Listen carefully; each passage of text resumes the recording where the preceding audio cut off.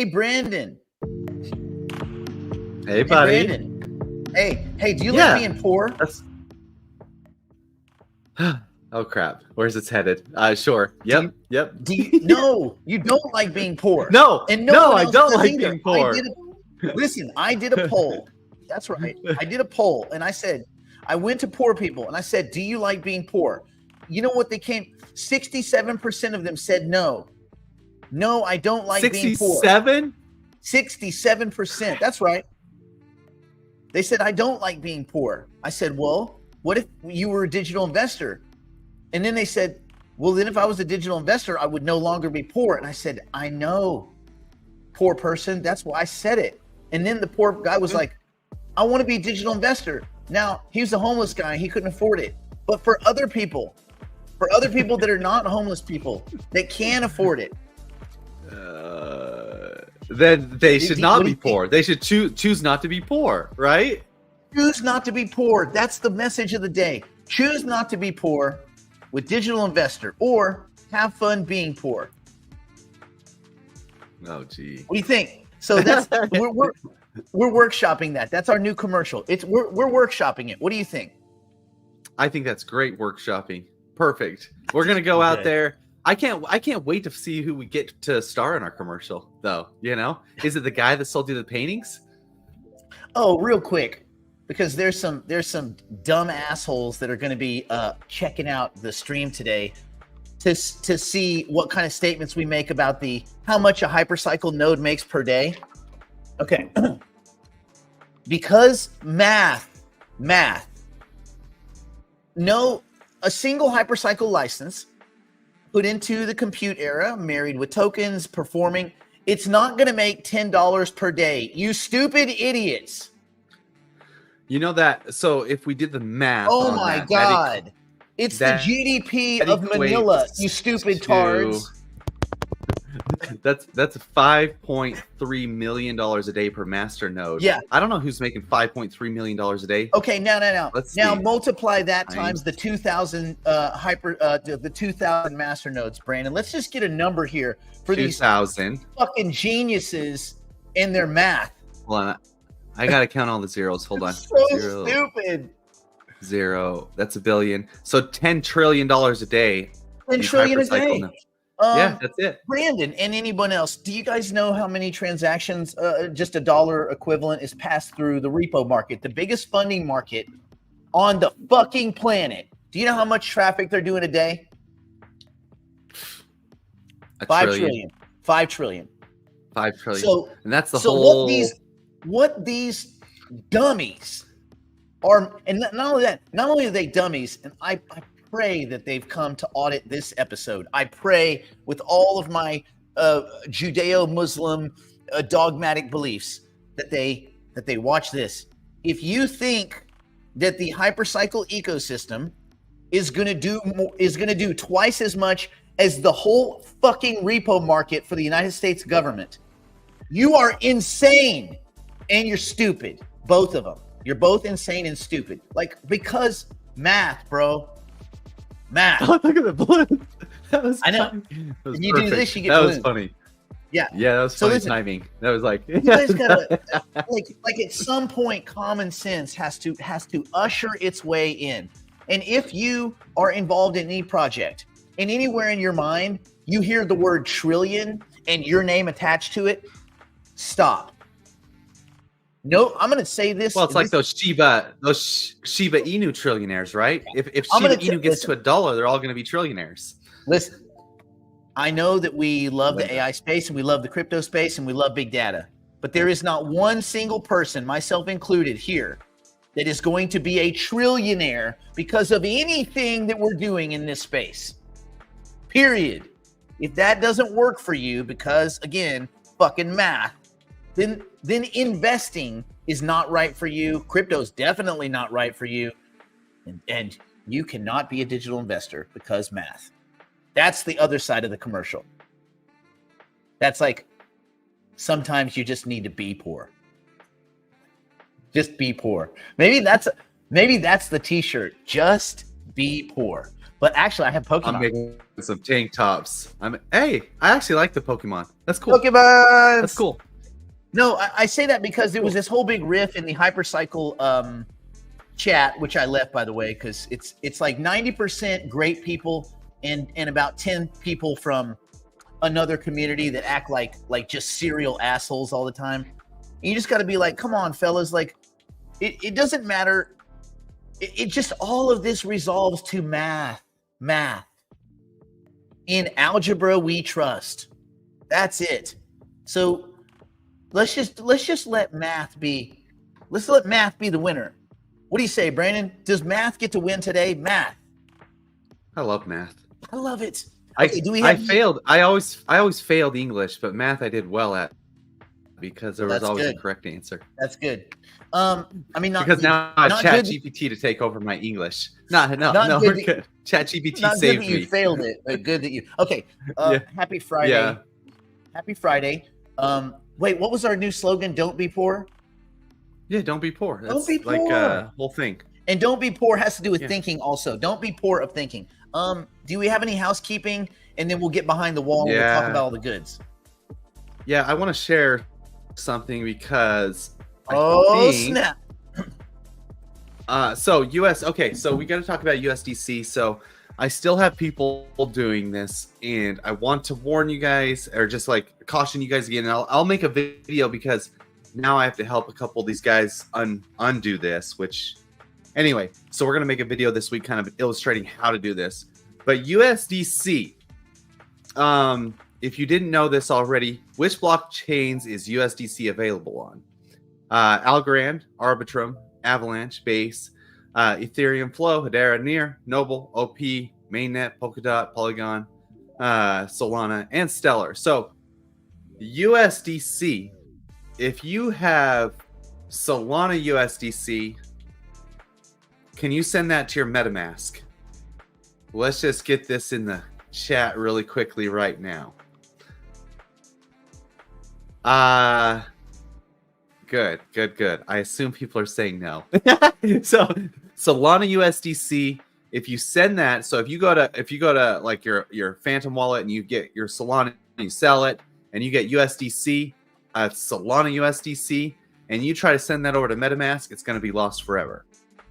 Alternatively, if you're on Coinbase and for some reason it starts defaulting to buy base USDC because they're trying to push their base network, you gotta take notice of that and switch it over to Ethereum USDC, okay? But luckily, if you send your base USDC to MetaMask, it won't be lost. But you're gonna have trouble finding it because it's gonna be on the base network. So that's what a lot of people are doing. Now, a couple of things. When you send base USDC over to MetaMask, it's sitting there in your MetaMask wallet on the base network. There's almost nothing you can do with it because you don't have any base ETH over there yet. And without base ETH, your base USDC is stranded over there like a prisoner in a cell without a key because you need that base ETH to unlock or send that USDC or bridge that USDC back over to the ETH network or make a swap or send even if you want to send the base USDC back to Coinbase, you need base ETH, which is just part of the whole gas thing. You have to have base ETH. You can't use the USDC as a gas or as a fuel to help you get your stuff back over there. So you'll have to send base ETH over there. And if you don't know how to do that, then that's why I'm going to make this video. I'm going to help you guys unlock that base ETH or base USDC that you have stuck on your network over there. So it's basically stuck. Do not try sending that back or do not try doing anything with it if you don't know what you're doing, because you'll end up sending it to the wrong network over at Coinbase, and then you'll have to fight with Coinbase on getting your USDC back. Because even though they have it, they'll just fight with you and be like, oh, we don't have it. You sent it to the wrong network, even though it's all EVM networks. Anyway, that's one of the most important things that I want you guys to remember. I did have a chat with the Hypercycle team yesterday in length about the Hypercycle licenses. I think we're going to go ahead as planned and send those out as Ethereum licenses. So we're going to start the scripts to start breaking those down and sending those out maybe the end of next week, maybe the week after. But remember, you still can't really do anything with them, so they'll just be sitting in your wallet chilling. So don't hurry, don't stress on that. Anyway, that's the only housekeeping that we have. Yeah, right now. My little bit of housekeeping in regards to hypercycle. There's a lot of stuff going on behind the scenes that they're working on, and to answer. Oh God. Well, I guess the neighbors are watering my lawn for free. They have like a sprinkler that's going all chaotic. Oh, free water. So I guess there's a lot of things that are happening right now. Everybody knows that the state of Ethereum is a mess. And yes, you could tell that was going to happen years ago. But the problem is you have to launch projects on Ethereum. The thing is, you're not taken seriously if you launch on, you're just not. There's not one single, not one. Brandon, can you think of a single non-protocol project that's launched on another ecosystem that really has wide scale adoption?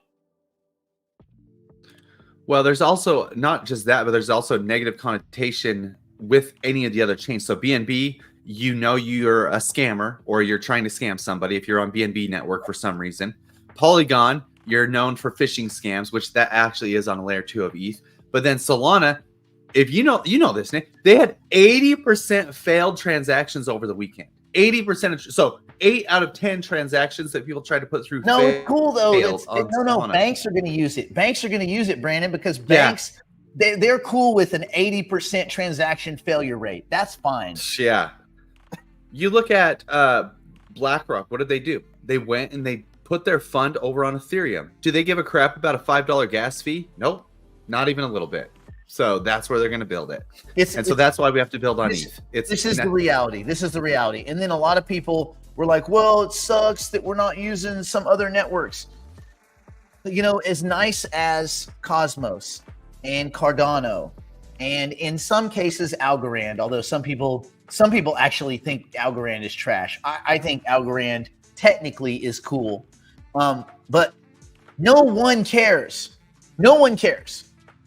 And so until there's some big changes, I agree. Ethereum sucks, but it's the only show in town. Now the problem is, for the guys at Hypercycle are looking, they're saying, okay, for someone with a master node, maybe this isn't too expensive in the greater scheme of things to spend, $10,000 to $20,000 to split to get their node set up. But it might be for someone with 2 licenses, or 8, or 16, or 32. It might be prohibitively expensive to run all these transactions. So one of the reasons that compute hasn't rolled out as fast as everyone would like is there's just a lot going on in the background, and they look at the state of the situation. They say, listen, would we be better slowing down a little bit and looking for some other avenues to get these token bundles sent out? And they're looking at every option, and it is with the community in mind. So when these people start leveling accusations, well, I was told $10 per node per day, national debt. Blah, blah. When I was told, it doesn't matter what you were told, man. This is the way it is now. Look at the ecosystem. Look at the potential. Look at AI. People, they stare at their shoes when there are like heat-seeking missiles flying straight at them. The AI is not cooling down. Every single day is the dumbest day AI will ever be. And it's not so dumb right now. Dude, some of this tech it's scary, amazing. And every single day it gets better. I think that some estimate is that science is increasing every week at the same rate it was every decade from 2022 back. Every week. A week is 10 years. What do you think a week is a year from now? Probably 100 years of science. So it's like, you want to be a part of that. And Hypercycle is really the only play that lets you really be a part of that. AGIX, please. Fetch, come on, man. Automated parking, get off the gas. Like, it's the only show in town. There's really no other way. Oh, Render? If global warming becomes a thing, Render will be a global warming project. I just think people need to cool their jets a little bit. Don't get over enthusiastic, and certainly in any project, don't over invest, man. Because when I see people getting heated in these chats and they get angry on Twitter and all this, it's always because they overinvested. And then they let hopium and stupidity outsmart, like, common sense. We talked all about common sense yesterday. We had a great video. Brandon did not watch it. I know he didn't. I definitely watched it. You did not watch it. I was here for it. You did not watch it. I was at the gym. I was on a motorcycle. You were on a motorcycle. No. Jumping. That was too early for motorcycles. Did you go jumps? Did you jump some jumps? I don't jump jumps. Look how old I am. You think I jump jumps? Nice try. You're not old. Get out of here, man. Anyway, I'm so old. Listen, I want everybody to. This is everyone's weekend homework, and we're gonna go behind the wall here before we talk about anything, because at this point I've decided that only digital investors get the goods. Everyone else, no offense, I love you, but you can go fuck yourself. Okay? Have fun being poor. Digital investors, we're gonna hook them up. So listen, everybody is gonna go and look at their portfolio and be honest with yourself. And you're going to answer yes or no. When this price of this one goes up or down, do I get emotional? When the price of Bitcoin goes down, am I emotional? When the price of Ethereum, price of Cardano, if any of those, the answer is yes, lighten your fucking wallet. Lighten the portfolio. You are over-invested. If this stuff is making you emotional, you are over-invested. There's no other way around it. And if you're over-invested, it's easy, man. Just sell some stuff. Put the sell order in, bro. Sell it, bro. Brandon, do you have any advice for over-invested people? You see it. You see it everywhere on Twitter. De-risk. If it's one of those things that's keeping you up at night, de-risk. That's obviously too much investment for one asset. It's so nice when you're diversified, and this is something everybody tries to always chase the pump. This is something that we teach in Digital Investor. Don't chase the pump, because we're well diversified. When we see one asset going up, it's okay, because our assets will have our turn the next day. That's what I've always tried to watch. So de-risk. Robert, buddy. I know Robert's just grinding our gears. That's all Robert's doing.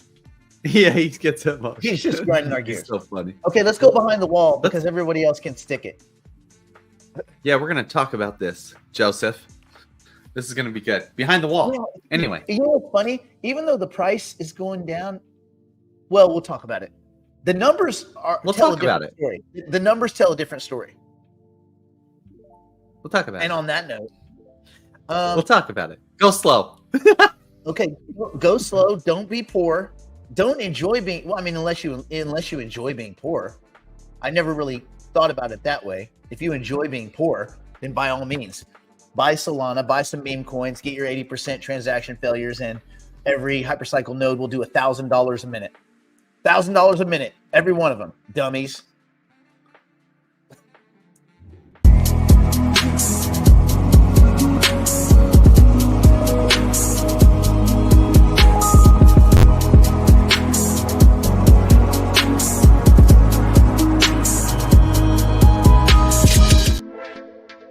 Going slow. Going super slow.